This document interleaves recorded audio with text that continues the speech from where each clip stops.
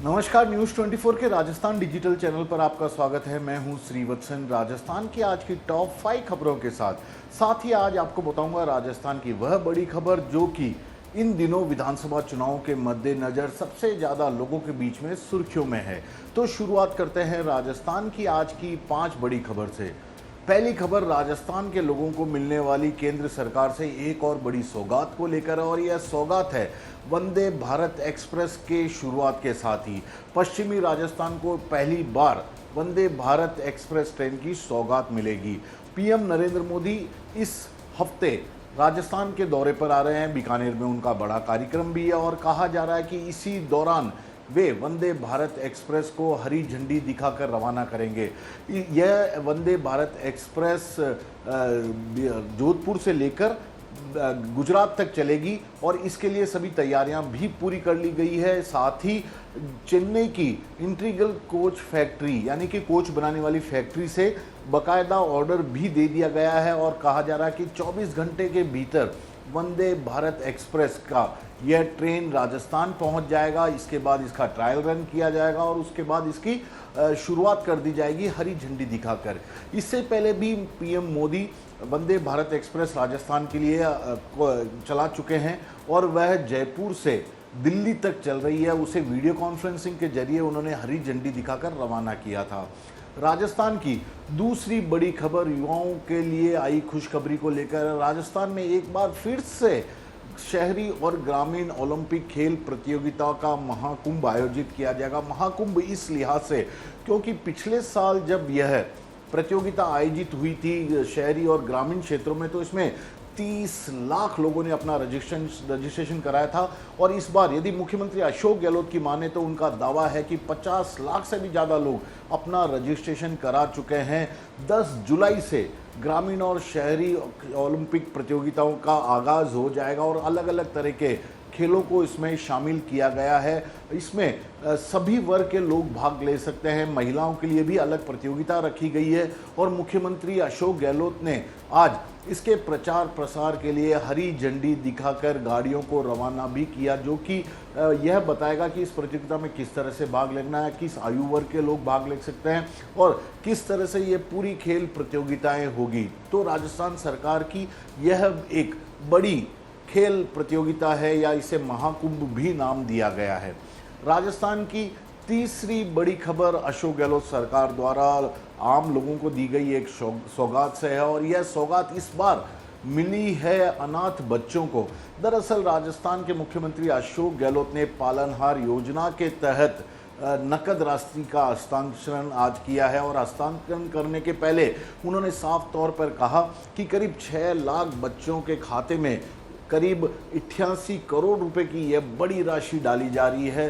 जून और जुलाई महीने की किस्त के रूप में यह राशि डाली गई है और करीब 150 करोड़ रुपए, यदि दोनों महीनों की बात की जाए तो 150 करोड़ रुपए की यह पूरी राशि आज लाभार्थियों के खाते में डाली गई है। मुख्यमंत्री अशोक गहलोत की तरफ से कहा गया कि यह योजना उन बच्चों के लिए बनाई गई है जो कि अनाथ हो चुके हैं किसी न किसी कारण से या कोरोना काल में जिनके अभिभावकों की डेथ हो चुकी है। ऐसे बच्चे अपने जीवन को अच्छी तरह से आगे बढ़ा सकें, उनकी शिक्षा दीक्षा में किसी तरह का कोई व्यवधान उत्पन्न न हो, इसलिए पालनहार योजना राजस्थान सरकार की तरफ से बनाई गई है और इसे लेकर उन्होंने आज 2 महीने की किस्त की राशि इन लाभार्थियों के खाते में डाली और साथ ही इन लाभार्थियों से संवाद भी किया और यह जानने की कोशिश की कि ऐसे अनाथ बच्चों के कितनी मुश्किल आ जाती है उन लोगों को अपना जीवन बसर करने के लिए, पढ़ाई के लिए आगे जारी रखने के लिए, और यह राशि किस तरह से उनके जीवन के विकास में काफ़ी फायदेमंद साबित हो सकती है। राजस्थान की चौथी बड़ी खबर कन्हैयालाल हत्याकांड से जुड़ी है क्योंकि यह एक अब बड़ा राजनीतिक मुद्दा बन रहा है। उदयपुर में जब पिछले हफ्ते अमित शाह आए थे तब भी उन्होंने इस मुद्दे को छेड़ा था और उठाते हुए कहा था कि एनआईए के चलते ही इस पूरे मामले में आरोपी पकड़े गए हैं। अब केंद्रीय जल शक्ति मंत्री गजेंद्र सिंह शेखावत भी लगातार इसी मुद्दे को उठा रहे हैं। आज वे जैसलमेर में थे और जैसलमेर में उन्होंने मीडिया से बातचीत करते हुए साफ तौर पर कहा कि यदि एनआईए नहीं होती तो इस मामले के आरोपी पकड़े ही नहीं जाते, क्योंकि राजस्थान सरकार नहीं चाहती थी कि इस मामले के आरोपी पकड़े जाएं, उन्हें सजा मिले। तुष्टीकरण की राजनीति का भी अशोक गहलोत सरकार पर उन्होंने आरोप लगाया है। हालांकि अशोक गहलोत सरकार की तरफ से पहले भी कहा गया है, बयान जारी करने के बाद भी मुख्यमंत्री अशोक गहलोत की तरफ से यह कहा गया था कि एनआईए तो बाद में आई थी, पहले 2 मुख्य आरोपियों को राजस्थान पुलिस ने ही पकड़ा है। तो किसने आरोपियों को पकड़ा, अब कब उन्हें सजा मिलेगी, इसे लेकर राजस्थान में इस चुनावी साल में नई बहस शुरू हो चुकी है। और सीधे सीधे सीएम अशोक गहलोत और राजस्थान के कांग्रेस नेताओं की तरफ से यही आरोप लगाया जा रहा है कि राजस्थान की पुलिस ने अपना काम कर दिया है, एनआईए की पुलिस ने अपना काम कर दिया है, लेकिन अब तक इन 1 साल बीत जाने के बाद भी इस मामले के आरोपियों को फास्ट ट्रैक कोर्ट से सजा नहीं मिल पाई है। और अब जिस तरह से कांग्रेस और बीजेपी के तमाम नेता कन्हैयालाल हत्याकांड का मुद्दा उठा रहे हैं, उससे साफ है कि इस बार के चुनाव में इसकी गूंज भी सुनाई देगी। राजस्थान की 5वीं और आखिरी बड़ी खबर है चांदी के सिक्कों की लूट से। दरअसल भीलवाड़ा में एक घटना ऐसी सामने आई जिसमें कई लोगों के हाथ में चांदी के सिक्के लगे। ये काफ़ी प्राचीन सिक्के थे। यहाँ के एक तालाब के आसपास इंद्र देवता को खुश करने के लिए पूजा पाठ का कार्यक्रम चल रहा था। वहाँ पर खुदाई जब की जाने लगी तो वहाँ से अचानक लोगों को धड़ाधड़ चांदी के सिक्के मिलने शुरू हुए और जैसे ही ये खबर आसपास के गाँव तक फैली, लोग चांदी के सिक्कों की खोज में गैती और दूसरी चीज़ों को लेकर यहाँ पहुँच गए और पूरी ज़मीन की ही तालाब के आसपास उन्होंने खुदाई कर डाली। करीब 100 सिक्के अब तक लोग यहाँ से ले जाने में सफल रहे हैं। जैसे इस प्रशासन को इसकी सूचना मिली, उसने तत्काल पुरातत्व विभाग के अधिकारियों को सूचित किया, जिन्होंने कि घटनास्थल पर पहुंचकर लोगों को इस इलाके में आने से ही रोक दिया। ऐसा कहा जा रहा है कि करीब 3 साल पहले इस गांव के पूरे इलाके में तेज बारिश हुई थी, जिसके चलते कई पुराने मकान ढह गए थे। उनका मलबा तोड़कर ही यहाँ पर नदी के किनारे डाल दिया गया था और आज अब उसकी जैसे ही खुदाई हुई है तो वहाँ से ये चांदी के सिक्के मिलने शुरू हुए हैं।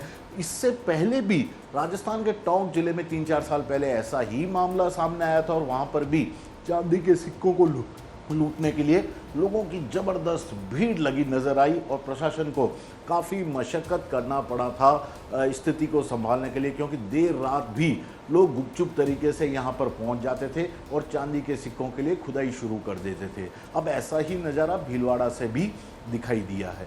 अब बात राजस्थान की उस बड़ी खबर से जो इन दिनों राजस्थान की राजनीति में सुर्खियों में है और सुर्खियों में उसके होने के पीछे की वजह इस साल के आखिर में होने वाले विधानसभा चुनावों को कहा जा रहा है।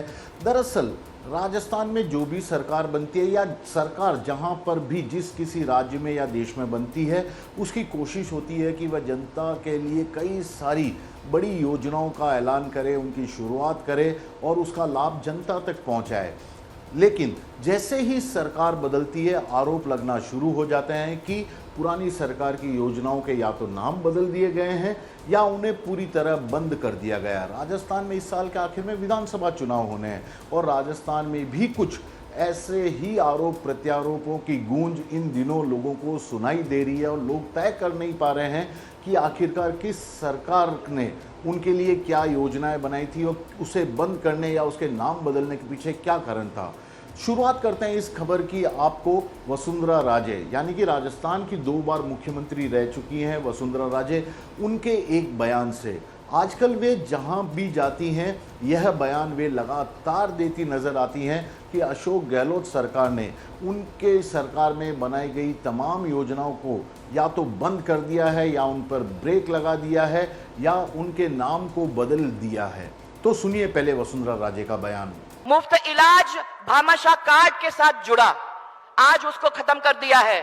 हमारे भामाशाह योजना महिलाओं का उसको खत्म कर दिया है इस अशोक गहलोत ने। परंतु मैं आपको यह कह दूं कि चिरंजीवी योजना जो उन्होंने चालू की है, लिखा तो उन्होंने है कि 25 लाख हम देंगे, परंतु सही बात तो यह है कि 11,000 से ज्यादा किसी का काम हो नहीं रहा है। तो वसुंधरा जी उनकी सरकार वो स्कीम बंद कर देती है जो नहीं करना चाहिए, चाहे वो मेट्रो था, चाहे रिफाइनरी थी, चाहे बद्रीनाथ केदारनाथ में जो लोग मर गए थे उनको भी नौकरी देने का फैसला किया। उनकी सरकार आई तो वो योजना बंद कर दी और 15-20 लोगों को नौकरी मिली, उनको निकाल दिया गया। ये उनकी बीजेपी की जो अप्रोच है बहुत गलत अप्रोच है। हमारी गवर्नमेंट आती है, हम कोई योजना बंद नहीं करते। इसीलिए आप देखिए, ये ताज़ा उदाहरण उनका नाम लेके मैं कह रहा हूँ आपको, ये योजना उनके वक्त की लागू की हुई है, उनकी सरकार की। हम योजना को मजबूत करते जा रहे हैं लगातार। ये हमारी अपनी सोच है। ERCP का मामला था, वो भी कहने की जरूरत नहीं, यहाँ पर मीटिंग उसके लिए नहीं है। 13 जिले की पानी पीने की योजना है, उसको हम बंद नहीं कर रहे हैं। चाहे वो प्रधानमंत्री का वादा किया हुआ पूरा नहीं कर रहे हैं राष्ट्रीय परियोजना का, तब भी हम इस योजना को आगे बढ़ा रहे हैं। कहने का मतलब हमारी सरकार की अप्रोच जो है वो नेगेटिव नहीं है, पॉजिटिव है। उसी कारण से हम लोग इसमें आगे बढ़ते जा रहे हैं। तो आपने सुना कि राजस्थान की पूर्व मुख्यमंत्री वसुंधरा राजे किस तरह से अशोक गहलोत सरकार पर आरोप लगा रही है अपने शासनकाल के दौरान बनाई गई योजनाओं को बंद करने, उनका नाम बदलने को लेकर। लेकिन यह आरोप केवल राजस्थान की पूर्व मुख्यमंत्री वसुंधरा राजे का नहीं है। सीएम अशोक गहलोत राजस्थान में तीसरी बार मुख्यमंत्री बने हैं और चौथी बार सरकार बनाने का कांग्रेस पार्टी और खुद अशोक गहलोत दावा करते रहे हैं। वे भी वसुंधरा राजे पर कुछ इसी तरह का आरोप लगा रहे हैं और इन आरोप को लगाने के पीछे उनका तर्क भी है। वे उन तमाम योजनाओं के नाम भी गिना रहे हैं जिसे वसुंधरा राजे सरकार के दौरान या तो बंद कर दिया गया या उन पर ब्रेक लगा दिया गया। तो अब सुनिए आप राजस्थान के मुख्यमंत्री अशोक गहलोत का बयान, जिस पर कि वसुंधरा राजे पर उन्होंने सीधा सीधा आरोप लगाया है अपनी सभी योजनाओं को बंद करने का। तो आपने राजस्थान के मुख्यमंत्री अशोक गहलोत और पूर्व मुख्यमंत्री वसुंधरा राजे को सुन लिया है। ये दोनों ही नेता लगातार एक दूसरे पर उसी तरह का आरोप लगा रहे हैं जैसा कि एक दूसरे के खिलाफ अपने भाषणों में ये नेता लगाते रहे हैं। और अब जनता तय करना है कि कौन सी योजनाएं बंद की गई, किसे योजनाओं को बंद कर दिया गया। अब इस पूरी कवायद के पीछे, या कहें कि इस आरोप प्रत्यारोप के पीछे बड़ी वजह भी नज़र आने लगी है, क्योंकि जो भी नई सरकार आती है उसकी कोशिश होती है कि वह अपने तरीके से योजनाओं को आगे बढ़ाए। इसके अलावा पुरानी सरकार के दौरान यदि कोई योजना चल रही है, उसमें कुछ कमियां रह गई है या कि उसमें कुछ बड़ी धांधली की उसे बू नज़र आने लगती है, तो वह दावा करती है चुनावों से पहले कि सत्ता में आने के बाद इस योजना को पूरी तरह रोक देगी। कर्नाटक में भी कई सारी योजनाओं को इसी तरह से अभी की कांग्रेस सरकार ने रोक दिया, क्योंकि बीजेपी सरकार के फैसले उसे पहले दिन से ही पसंद नहीं थे। कहीं ना कहीं कुछ गड़बड़ नज़र आ रही थी। राजस्थान में भी कुछ ऐसा ही हुआ है, क्योंकि वसुंधरा राजे का कहना है कि उनके द्वारा बनाए गए गौरव पथ, जिसमें कि ग्रामीण सड़कों को कंक्रीट का बनाया गया था, पक्की डामर की रोड बनाई गई थी लोगों के आवागमन को सुविधाजनक बनाने के लिए, शहर से गाँव को कनेक्ट करने के लिए। वसुंधरा की माने अशोक गहलोत सरकार ने ग्रामीण पथ का नाम तक बदल दिया। यहाँ तक कि उनकी सरकार द्वारा बनाई गई अन्नपूर्णा खाद्य योजना को भी नाम बदलकर अब अशोक गहलोत सरकार उसकी वाहवाही लूट रही है, क्योंकि इस वक्त राजस्थान में 8 रुपये में निःशुल्क 8 रुपये में भोजन खिलाने की एक बड़ी योजना चल रही है, अशोक गहलोत सरकार की तरफ से शुरू की गई है। और वसुंधरा राजे का यह कहना है कि पहले ये अन्नपूर्णा योजना के नाम से चलती थी, सत्ता में आते ही कांग्रेस की अशोक गहलोत सरकार ने उसका नाम बदलकर इंदिरा रसोई योजना कर दिया है। यानी कि योजना का नाम बदला है, लेकिन योजना का प्रारूप, उससे मिलने वाला लाभ लोगों को वही है। यही नहीं, अशोक गहलोत की माने तो सबसे बड़ा आरोप उनका तो बीजेपी सरकार पर हमेशा से ही यही रहा है कि बीजेपी की वसुंधरा राजे ने सत्ता में आते ही उनकी रिफाइनरी परियोजना को पूरी तरह ही अटका कर रख दिया था, क्योंकि 35 लाख करोड़ की योजना थी, 80,000 करोड़ से भी ज़्यादा हो गई है और 80 लाख करोड़ से भी ज़्यादा की ये योजना हो गई है। और वसुंधरा राजे इसके लिए पूरी तरह दोषी है, क्योंकि यदि वक्त पर उनकी सरकार द्वारा बनाई गई ये योजना पूरी होती तो राजस्थान में आज रिफाइनरी शुरू हो जाती और आधे रेट में परियोजना की लागत का यह योजना आज ज़मीनी स्तर पर काम करती हुई नज़र आती थी। लेकिन उन्होंने एक बार फिर से सत्ता में कांग्रेस आई है तो अब इस योजना को पूरा करने की वे लगातार कोशिश कर रहे हैं। यही नहीं, मुख्यमंत्री का आरोप तो यह भी है कि निःशुल्क दवा योजना जो उन्होंने शुरू की थी उनके पिछले शासनकाल के दौरान, उस पर भी वसुंधरा राजे सरकार ने ब्रेक लगा दिया था।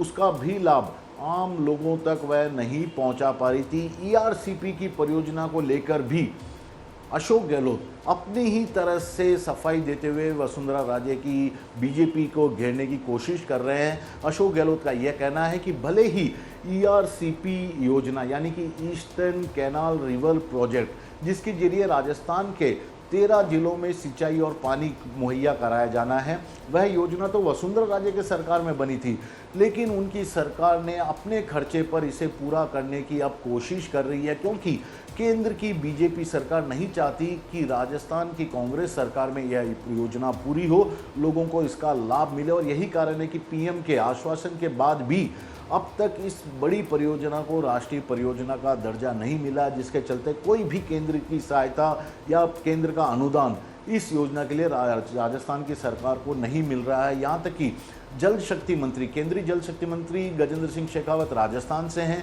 वे भी इस योजनाओं को केवल राजनीतिक लाभ के चलते ही पूरा नहीं कर रहे हैं, यानी कि राजनीतिक चश्मे से देख रहे हैं इस पूरी योजना को। यही नहीं, आज अशोक गहलोत सरकार द्वारा पालनहार योजना के तहत लाभार्थियों के खाते में पैसे डाले गए। यह योजना वसुंधरा राजे सरकार के शासनकाल में बनाई गई थी, जिसके तहत अनाथ बच्चों के खाते में कुछ वित्तीय सहायता डालने का ऐलान था। 500 रुपये तक की हर महीने इन्हें सहायता दी जाती थी। अब अशोक गहलोत सरकार की तरफ से यह कहा जा रहा है कि वसुंधरा राजे सरकार ने ये योजना तो बना दी, लेकिन उसे सही तरीके से लोगों तक पहुंचाने में या उसका ज़्यादा से ज़्यादा लाभ लोगों तक पहुंचाने में कभी भी रुचि नहीं दिखाई। लेकिन अब राजस्थान में कांग्रेस की सरकार है, लेकिन वसुंधरा राजे के सरकार में यह योजना बेहतर थी, कही जा सकती थी। लोगों को सामाजिक सुरक्षा देने के लिए, उन बच्चों को सामाजिक सुरक्षा देने के लिहाज से जो कि अनाथ हो चुके हैं, जिनके अभिभावक नहीं हैं, अपनी पढ़ाई को लेकर लगातार परेशान थे। और यही कारण है कि उनकी सरकार ने इस योजना को आगे भी जारी रखने का फैसला किया। न केवल आगे जारी रखने का फैसला किया, बल्कि इसके लिए जो हर बच्चे के खाते में रकम डाली जा रही थी उसे भी बढ़ा दिया। यही नहीं, योजना का लाभ लेने वाले लोगों की संख्या में भी कई गुना इजाफा हुआ है, क्योंकि पहले जब वसुंधरा राजे के सरकार में यह पूरी योजना बनी थी, उस वक्त केवल 500 रुपये डाले जाते थे और कुछ हजार लोग इसका लाभ उठा पाते थे। लेकिन अब उनकी सरकार के फैसले के चलते 6 लाख से भी ज़्यादा अनाथ हुए बच्चे इसका लाभ ले पा रहे हैं और योजना की राशि भी 80 करोड़ रुपए तक पहुंच गई है। और 80 करोड़ से ज़्यादा की यदि रकम सरकार इन अनाथ बच्चों के खाते में डालती है उनकी शिक्षा दीक्षा या उनके खाने पीने के लिए, तो ये अपने आप में काफ़ी बड़ी बात है। ये बच्चे अब अपनी पढ़ाई पर पूरा ध्यान दे सकेंगे और अपने जीवन को उन्नत बनाने की दिशा में अग्रसर हो सकेंगे। इस तरह की सरकार की सोच है और यही कारण है कि वे चाहते भी हैं कि पीएम नरेंद्र मोदी पूरे देशवासियों के लिए इसी तरह से सामाजिक सुरक्षा गारंटी योजना को लागू करें, ताकि लोगों को उसका लाभ मिल सके, वे अपने जीवन को आगे किस तरह से बेहतर बना सके, इसे लेकर उन्हें चिंता ना हो। आरोप प्रत्यारोप दोनों तरफ से आ रहे हैं, लेकिन अशोक गहलोत सरकार की तरफ से लगातार इस मसले पर यही कहा जा रहा है कि पॉजिटिव अप्रोच के साथ उनकी सरकार काम कर रही है। वसुंधरा राजे सरकार की किसी भी योजना को उन्होंने बंद नहीं किया है, बल्कि यदि कुछ कमियां थी तो उसमें सुधार करते हुए उसे और बेहतर तरीके से लागू करने के लिए उनकी सरकार लगातार पिछले 4.5 साल से कोशिश कर रही है। और वसुंधरा राजे के साथ साथ बीजेपी के नेताओं को भी यह बात अच्छे से समझ लेना चाहिए कि राजस्थान सरकार पुरानी सरकारों की योजनाओं को बंद नहीं करती, उसे लागू रखती है। न केवल लागू रखती है बल्कि कोशिश करती है कि यदि योजना अच्छी है तो उसका लाभ ज़्यादा से ज़्यादा लोगों तक पहुंच सके। और यही कारण है कि अशोक गहलोत की तरफ से एक बार फिर से इसी मुद्दे को उठाकर बीजेपी को घेरने की कोशिश की गई है। पूरे मसले पर चौंकाने वाली बात तो यह भी है कि वसुंधरा राजे लगातार अपने सरकार के शासनकाल में बनाई गई तमाम बड़ी योजनाओं का उल्लेख करती है, जिक्र करती है, लेकिन बीजेपी के कोई भी नेता उनके राज में बनाई गई योजनाओं पर बात करना तक मुनासिब नहीं समझते। किसी को याद भी नहीं आता कि बीजेपी की जब राजस्थान में सरकार थी, वसुंधरा राजे दूसरी बार जब मुख्यमंत्री बनी थी 2013 से 2018 के बीच में, तो कितनी बड़ी योजनाएं बनाई थी। उन योजनाओं को उन्होंने चुनाव में तो खूब उस वक्त प्रचार प्रसार किया था, लेकिन जैसे ही बीजेपी चुनाव हारी उसके बाद उन योजनाओं को मानो बीजेपी के कार्यकर्ताओं नेताओं ने भी भुला दिया है। अब अशोक गहलोत सरकार यही चाहती है कि जो भी सरकार राजस्थान में आए वह कम से कम पुरानी सरकार की योजनाओं को बंद न करे, और यही कारण है कि वे चाहते हैं कि यदि उनकी योजनाओं को आगे रखना है तो या बनाए रखना है जिसका लाभ आम लोगों तक आगे भी पहुंच सके, तो कांग्रेस की सरकार लोगों को रिपीट करनी होगी, क्योंकि 5 साल का वक्त पूरा नहीं होता किसी भी सरकार के लिए योजना बनाने और उसे धीरे धीरे ज़मीनी स्तर पर सही तरीके से लागू करने में ही चला जाता है। और अगले यदि 5 साल यानी कि लगातार दूसरी बार भी सरकार में आने का मौका मिलता है तो कोई भी राजनीतिक दल बेहतर तरीके से इन योजनाओं को जनता तक पहुंचा पाएगी। फिलहाल तो यही देखना है कि राजस्थान में अब नई पुरानी योजनाओं को लेकर जिस तरह से मुख्यमंत्री और पूर्व मुख्यमंत्री की तरफ से बयान आ रहा है उसका आम लोगों पर कितना असर नज़र आता है। फिलहाल तो यह पूरा मुद्दा राजस्थान की राजनीति में सुर्खियों में है कि एक्टिव होने के बाद वसुंधरा राजे एक बार फिर से अपनी सरकार की बड़ी योजनाओं को गिनाने लगी है, बताने लगी है कि किस तरह आम लोगों को उसका लाभ मिल रहा था और अब उन योजनाओं का हश्र क्या हो रहा है।